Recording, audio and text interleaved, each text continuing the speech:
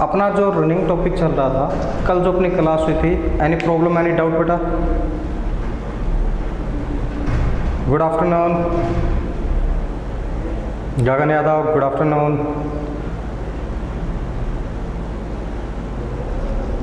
और अपनी क्लास में बेटा अपना जो टॉपिक चल रहा था, इसको अपने को पार्ट्स को समझना था। यही रनिंग था ना बेटा, जो आपके नॉर्दर्न प्लेन्स हैं इसके पार्ट्स को अपने को समझना था बेटा। सबसे पहले अपन देखते हैं बेटा कि जो रिवर्स होती हैं बेटा,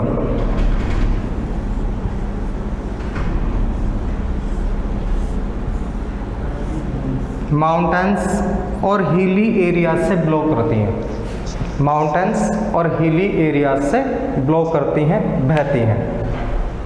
कल अपने देखा बेटा कि जब नदियाँ हिली एरिया से प्लेन्स की ओर बहती हैं, पहाड़ों से पर्वतों से बेटा जब मैदानों की ओर बहती हैं, तो पानी की जो स्पीड होती है वो फास्ट होती है, पानी का प्रेशर होता है बेटा वो हाई होता है।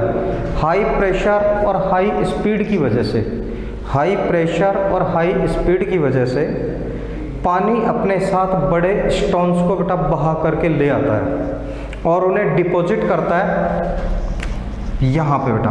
यहाँ पे क्या करता है बेटा, वो उन स्टोन्स को डिपॉजिट करता है, जमाव करता है।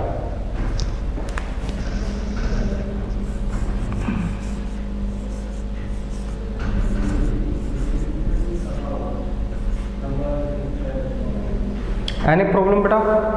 यहाँ तक क्लियर है ना बेटा कि जब नदियाँ पहाड़ों से नीचे उतरती हैं तो अपने साथ स्टोन्स को बहा लाती हैं और उससे बेटा पर्वत पदीय क्षेत्र, पहाड़ों की जो बिल्कुल जो लेवल होता है उसके ऊपर बेटा वो उनको जमा करती हैं 8 to 16 किलोमीटर, 8 से 16 किलोमीटर वाइड्थ में। चौड़ाई कितनी होती है बेटा इनकी?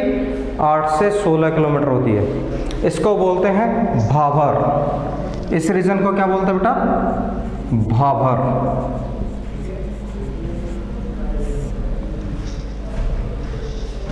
दैट्स क्लियर बेटा? That's clear? The rivers after descending from the mountains deposit pebbles in a narrow belt of about 8 to 16 kilometer, 8 to 16 kilometer in width, laying parallel to the slope of the Shivalik is known as Bhavar. That's clear बेटा? Next देखो बेटा, जब reverse बेटा यहाँ पे deposit कर चुकी होती हैं तो नदियाँ भाबर में पत्थरों पहाड़ों के नीचे से बहती हैं। आप इन स्टोन्स के ऊपर खड़े हैं, आपको ये भी नहीं पता चलेगा कि आपके नीचे से कोई नदी भी बह रही है। ठीक बेटा? नदियाँ क्या हो जाती हैं?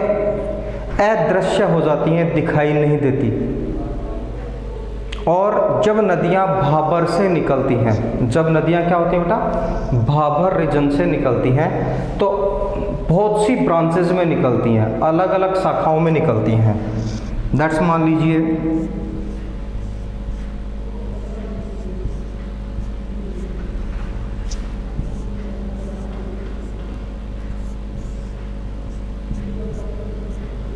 यहाँ पे नदियाँ क्या हो रही है बेटा? अलग अलग शाखाओं में निकल रही हैं। ठीक है? अलग अलग ब्रांचेज में निकल रही हैं, डिफरेंट ब्रांचेज में निकल रही हैं। इसलिए ठीक बेटा, इसलिए इसे क्या कहा जाएगा बेटा? ये कहलाएगा तराई। ये रीजन क्या कहलाता है बेटा? तराई कहलाता है। क्यों कहलाता है तराई?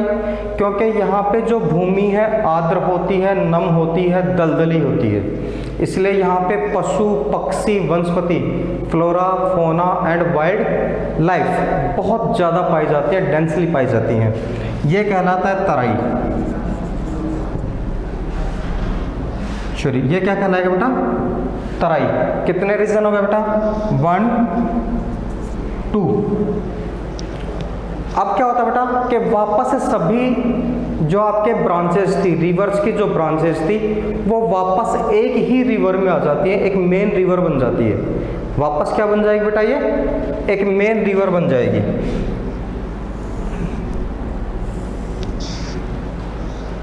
ठीक है बेटा।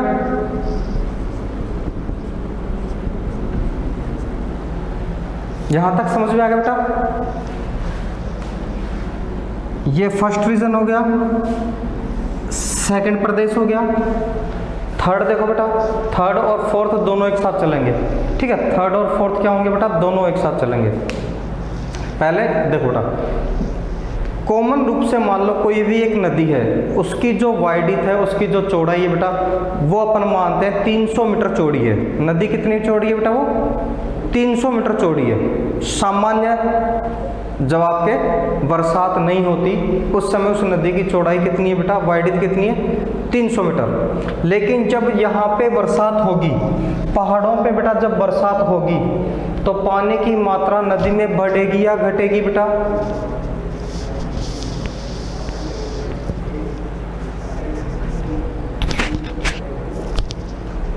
बेटा पानी की मात्रा बढ़ेगी या घटेगी,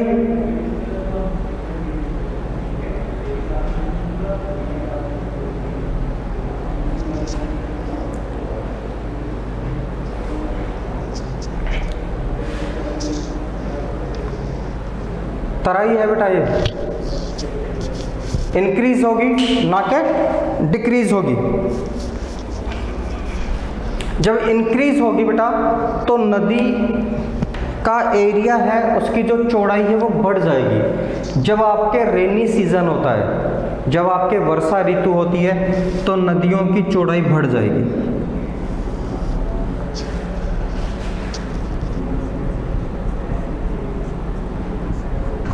जो नदियां हैं बेटा, इनकी चौड़ाई बढ़ जाएगी। That's clear. अब क्या होता है बेटा कि आपके जुलाई, अगस्त, सितंबर तक बरसात हो रही है, फिर धीरे धीरे बरसात बंद हो जाएगी, नदियां वापस अपने उसी एरिया में आ जाएंगी, ठीक है। जुलाई, अगस्त, सितंबर में नदियों की चौड़ाई बढ़ गई। सितंबर के बाद में जैसे जैसे वर्षा कम होगी या बंद हो जाएगी, वापस नदी अपने एरिया में आ गई, तो पानी तो वापस बेटा अपने एरिया में आ गया। और जो नदी अपने साथ मिट्टी बहा करके लेके आती है, जो फर्टाइल सॉइल लेकर के आती है, उसको डिपॉजिट कर देती है यहाँ पे हर साल। एवरी ईयर क्या करती है, रिवर यहाँ पे फर्टाइल सॉइल्स को डिपॉजिट कर देती है, उसको जमा कर देती है। समझ में आ रहा है बेटा। तो ये नए मैदान है या पुराने बेटा, नए मैदान बनेंगे या पुराने मैदान होंगे, न्यू एलुवियल प्लेन्स, ठीक है बेटा। ये होंगे, न्यू बोल दो और चाहे यंगर बोल दो, ठीक है बेटा। यहां तक समझ में आ रहा है ना। इनको क्या बोलते हैं, नए मैदानों को बोलते हैं खादर। न्यू और यंगर प्लेन्स को क्या बोलते हैं, खादर। 3 प्लेन्स बेटा, 3 रीजन समझ में आ गए आपके, क्लियर है बेटा।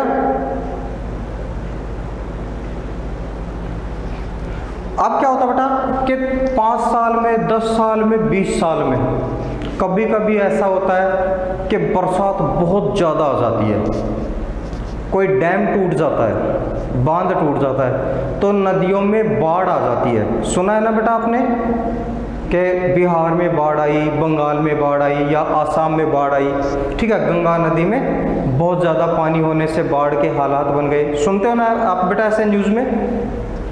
तो बाढ़ आने का मतलब क्या बेटा कि पानी बहुत ज़्यादा बढ़ गया। क्या होता है ये 10 साल में, 15 साल में, 20 साल में एक बार, ठीक है। 10, 15, 20 साल में क्या होता है बेटा, एक बार ऐसा होता है कि नदियां यहां तक चली जाती हैं।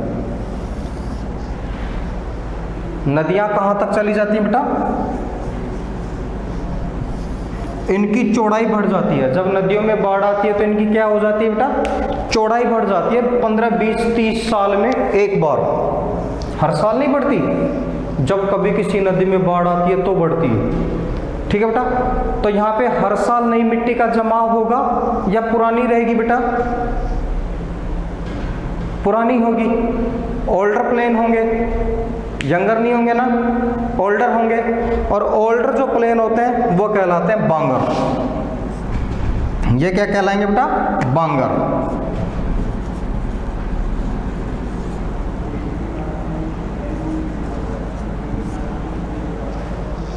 कितने रीजन हो गए बेटा अपने?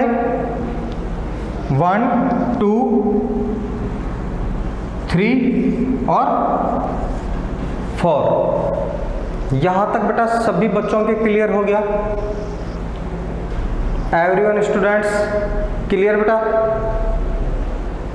Any doubt? नो? चलो लास्ट अपन देखते बेटा डेल्टा। ठीक है, लास्ट क्या देखते हैं अपन? डेल्टा देखते हैं। अगर आप यहां तक क्लियर हैं तो आगे चले बेटा। चलो बेटा, यहां पे एक सी है,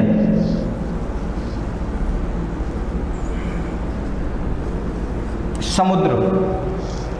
ठीक है, बे हो सकता है, सी हो सकता है, ओशियन हो सकता है। समझ गए बेटा? खाड़ी हो सकती है, जैसे बंगाल की खाड़ी है।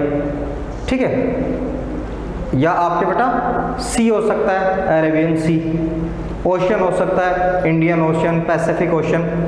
अब नदियां क्या होती हैं? देखो बेटा, नदियां पहाड़ों से चलती हैं। ठीक है, पहाड़ों से अपने साथ बेटा मिट्टी का कटाव करती हैं, मिट्टी का अपरदन करती हैं, अपने बॉटम को काटती हैं और अपने बैंक्स, किनारों को भी काटती हैं। और जो मिट्टी पानी से कटती है उसे पानी अपने साथ बहा करके आगे लेते चला जाता है।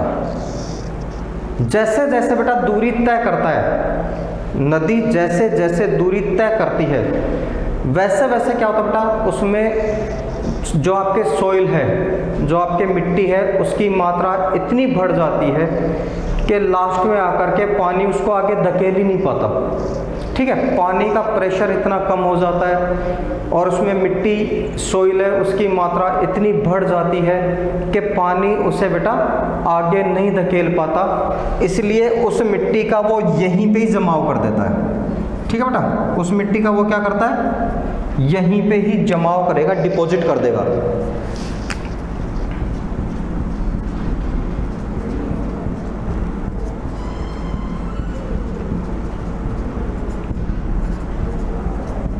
और जो मुख्य नदी थी वह कई शाखाओं में बढ़ जाएगी। जिधर से भी पानी को रास्ता मिलेगा, मिट्टी को छोड़ करके आगे बढ़ेगा और बेटा किसी भी सी में जा करके वो गिर जाएगा। नदी यहाँ से पहुँची बेटा, यहाँ पे जब डिपॉजिट हो गया तो यहाँ से पहुँची। ऐसे नदी कई ब्रांचों में बट करके, डिवाइड हो करके वापस क्या होती है? किसी भी शाखा में या किसी भी सी, ओशियंस, बे में जा करके गिर जाती है। ये जो शेप है बेटा, ये जो शेप है, ये जो एरिया है, ये कहलाता है डेल्टा। ये क्या कहलाता है बेटा? डेल्टा।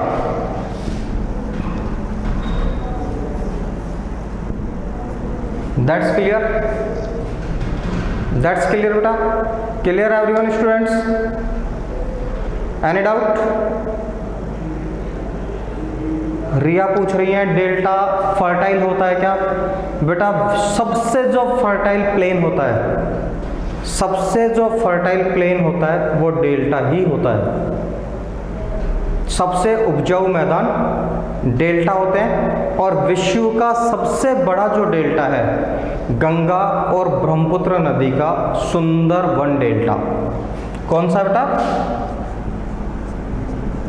सुंदरवन डेल्टा।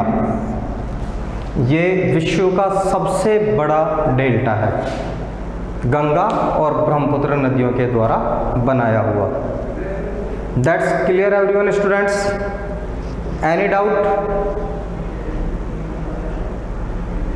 चलो एक स्क्रीनशॉट लीजिए, स्क्रीनशॉट ले लो बेटा, इससे आपको प्रॉब्लम बाद में नहीं आएगी।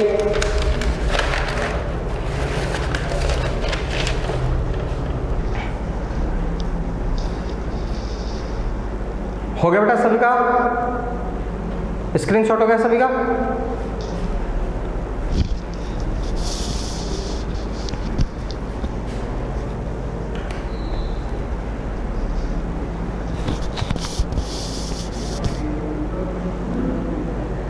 वॉइस प्रॉब्लम हो रही है क्या बेटा? सर ये failed your speaker, please make sure your speaker is properly connected.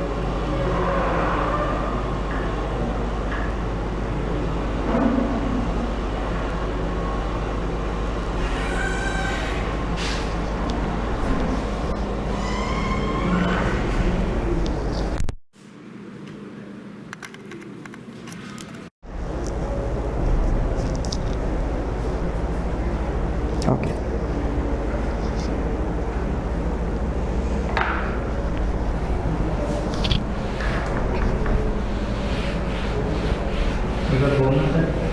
Hello hello बेटा, वॉइस प्रॉब्लम? ओके बेटा, कुछ टेक्निकल्स मिस्टेक थी, हो सकता है आपको वॉइस में प्रॉब्लम हो, अब नहीं होगी। अपन बेटा सेकंड देखते हैं। Second physical feature of India, the peninsular प्लेटू।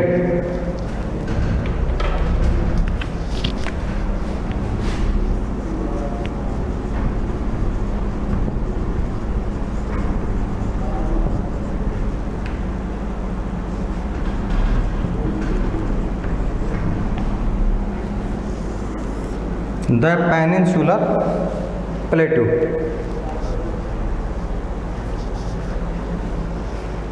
पहले इसकी कुछ स्पेशलिटीज देख लेते हैं, इसके स्पेसिफिक्स देखते हैं, विशेषताएं देखते हैं, फिर इसको समझते हैं।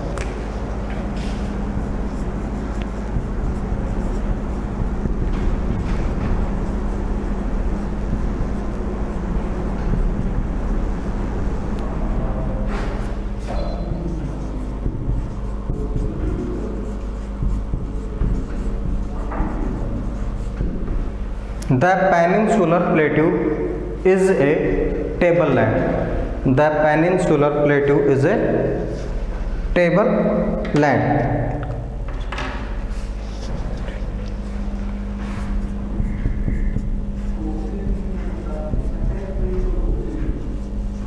It is composed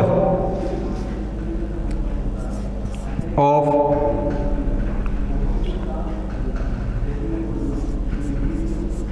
old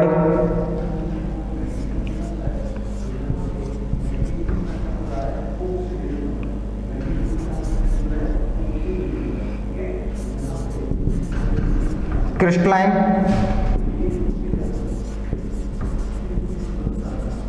igneous and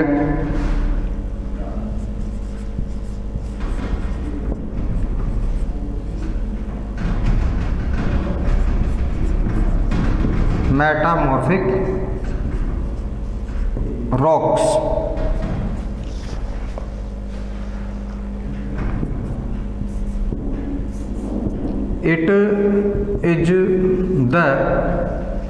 It is the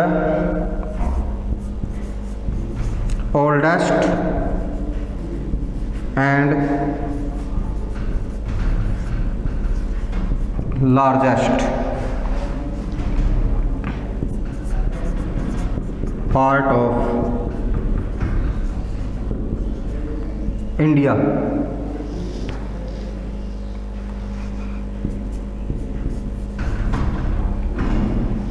The plateau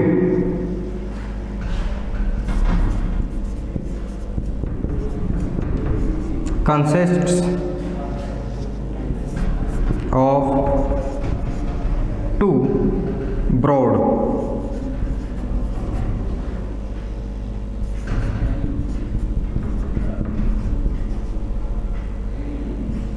divisions.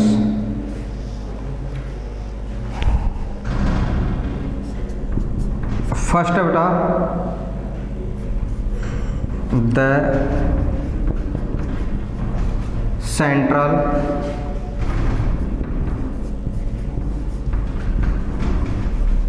highlands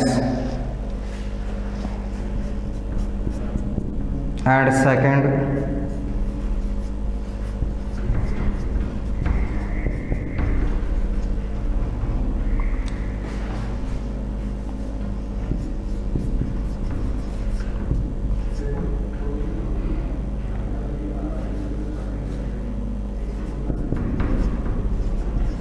प्लेटू।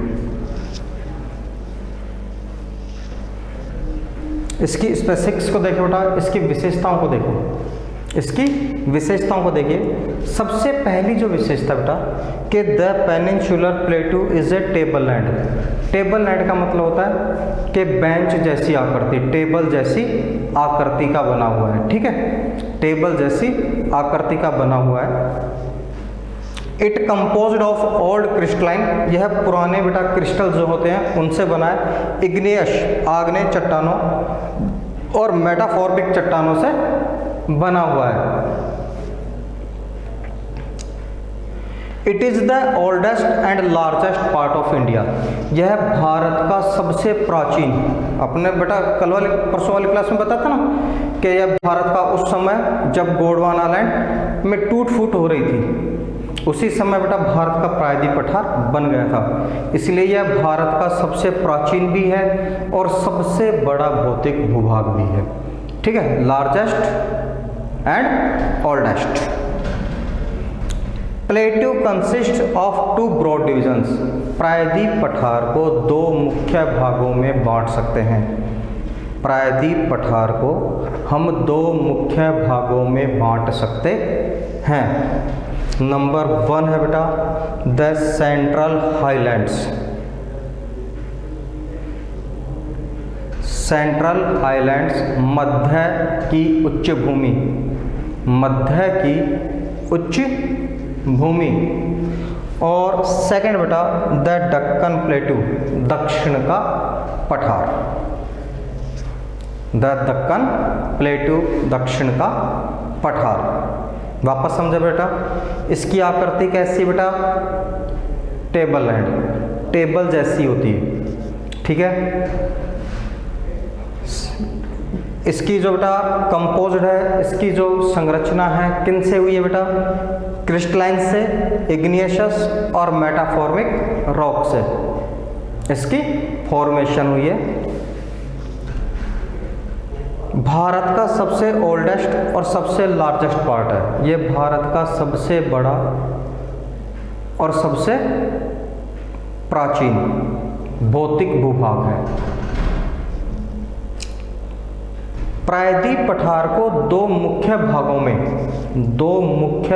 में डिवाइड कर सकते हैं। पेनिनसुलर प्लेटू को दो मुख्य भागों में डिवाइड कर सकते हैं।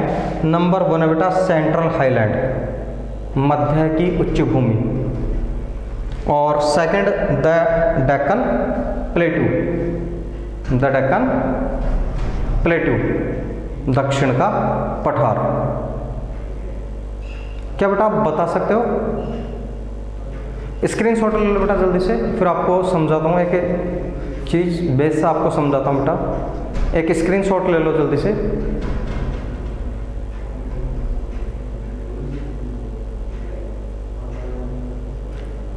Can we write it sir? Yes, do it, but screenshot is a better option.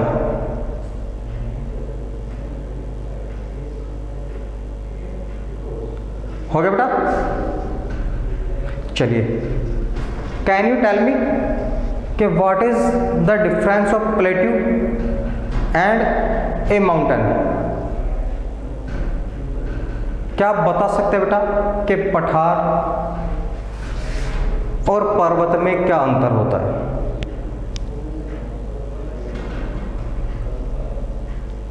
देखो बेटा, प्लेन, ये तो क्या बेटा प्लेन सरफेस है। प्लेन सरफेस पे यदि कोई भी पार्ट अपर साइड में ऊपर की ओर उठा हुआ है और ऊपर जाकर के बेटा वो क्या हो जाता है, नुकीला हो जाता है, पॉइंटेड हो जाता है।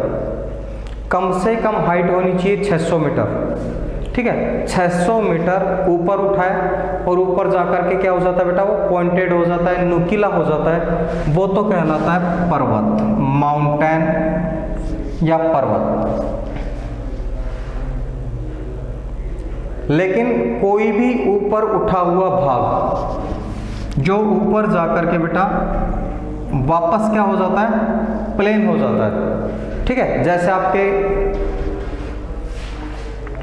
आपने आसपास में देखा होगा जो अपन घर के बाहर बैठने के लिए चबूतरे टाइप बनाते हैं, ठीक है, ऐसा बेटा प्लेन से ऊपर उठा है, ऊपर उठ करके वापस क्या होगा बेटा, वो प्लेन हो गया, ऊपर उठ करके वापस क्या होगा बेटा, वो प्लेन हो गया, ये कहलाता है पठार।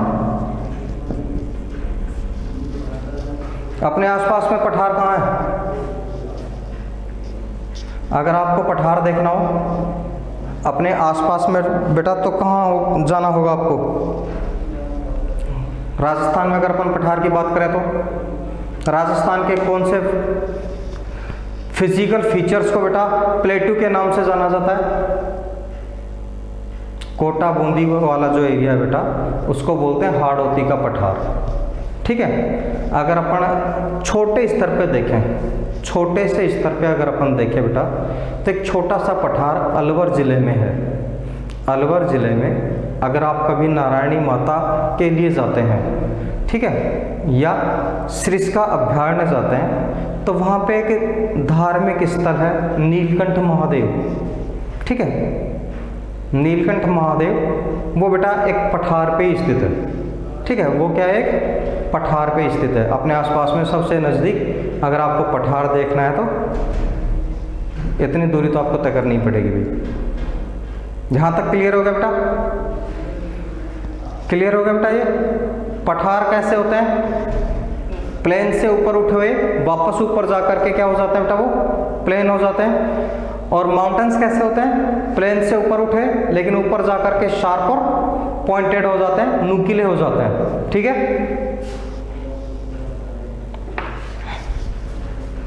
यहाँ पे देखें बेटा दो पार्ट हैं, the central highland and Deccan प्लेटू।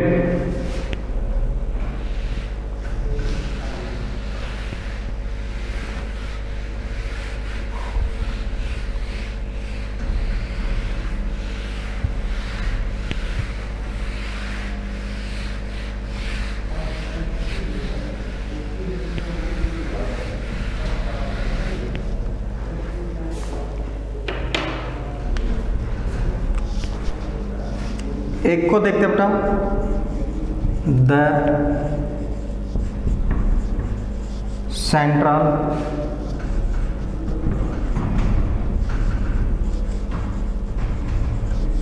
Highland, the central highland.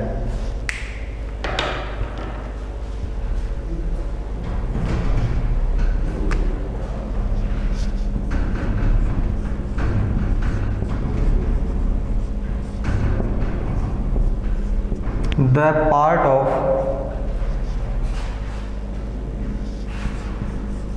the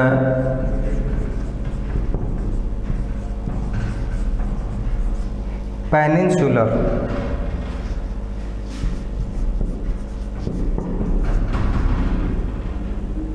plateau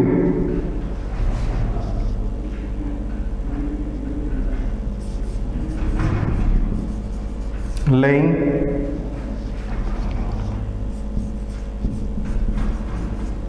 to the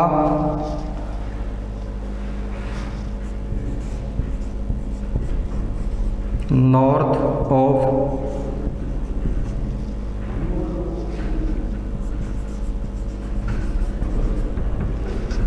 Narmada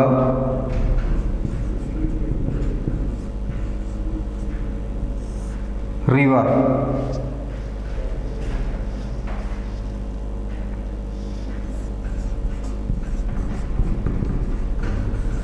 covering of a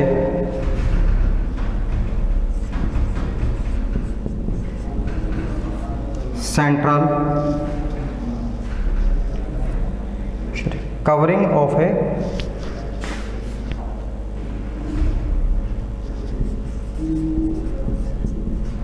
major area of Malwa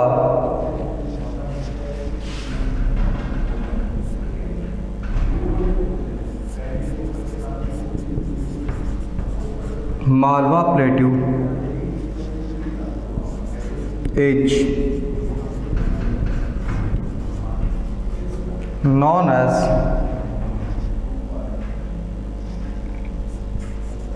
the Central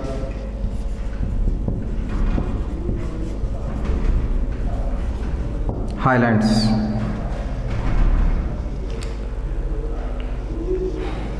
The part of the peninsular plateau, the part of the peninsular plateau lying to the north of Narmada river, lying to the north of the Narmada river, covering of a major area, covering of a major area of Malwa Plateau, of Malwa Plateau is known as the Central Highland, is known as the Central Highland.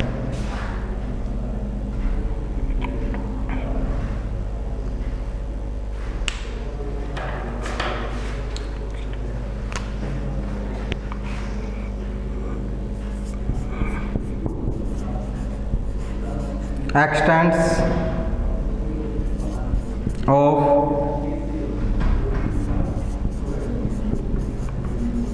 Central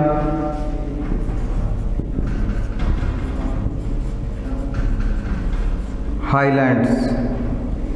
x tends का means होता है बेटा विस्तार। एक बार लिख लें फिर इसको एक साथ समझा दूंगा, ठीक है बेटा। एक्सटेंड्स ऑफ द, एक्सटेंड्स का मतलब होता है इसका विस्तार बेटा, मध्य की उच्च भूमि का विस्तार।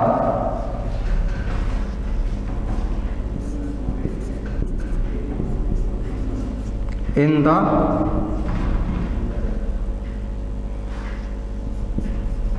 South, in the south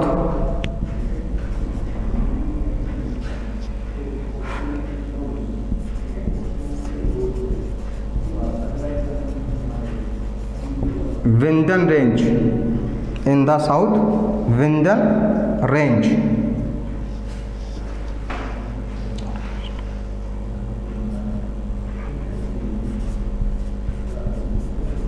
north west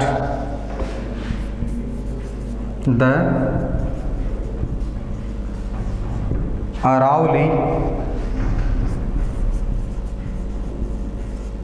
range,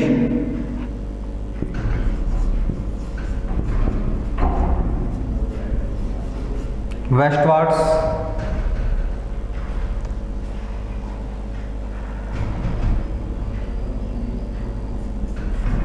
the sandy and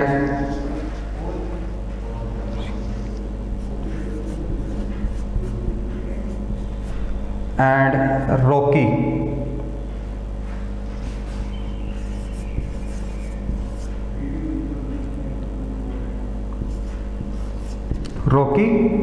desert of Rajasthan, the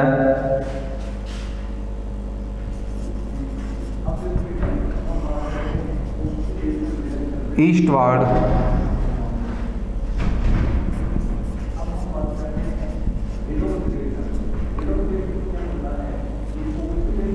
छोटा नागपुर, छोटा नागपुर प्लेट्यू, छोटा नागपुर प्लेट्यू बेटा।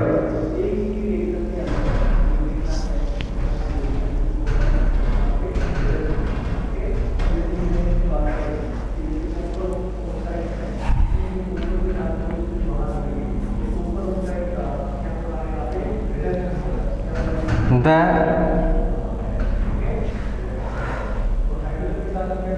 Central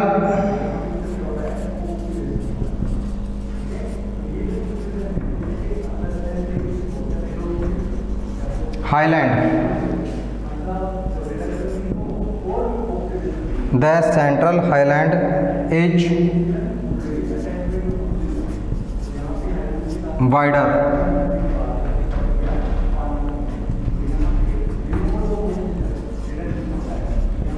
in the west and narrow in the east। एक स्क्रीनशॉट लो बेटा जल्दी से, एक स्क्रीनशॉट लीजिए जल्दी से।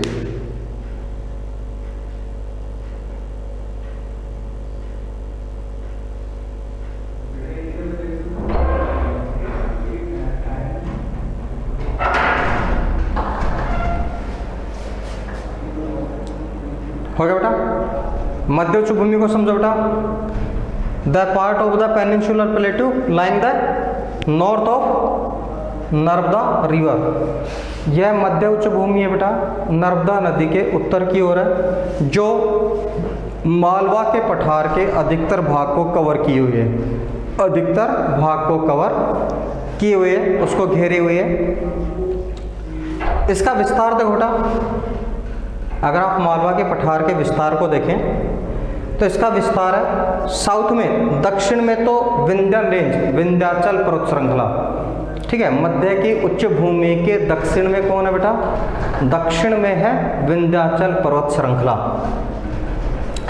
उत्तर पश्चिम में अरावली पर्वतमाला, उत्तर पश्चिम में कौन सी बेटा? अरावली पर्वतमाला। पश्चिम की ओर है राजस्थान का पथरीला और रेतीला मरुस्थल, पथरीला और रेतीला मरुस्थल। पूर्व की ओर है छोटा नागपुर का पठार। सेंट्रल हाईलैंड मध्य उच्च भूमि है बेटा, पश्चिम की ओर चौड़ी और पूर्व की ओर सकरी। एक स्क्रीनशॉट ले लो। फिर इसको अपन कल एक्सप्लेन करते हैं।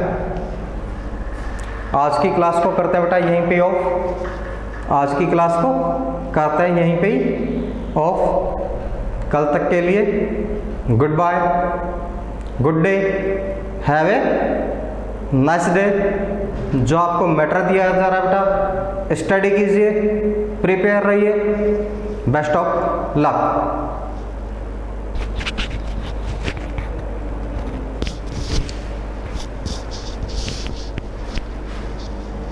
Goodbye everyone students।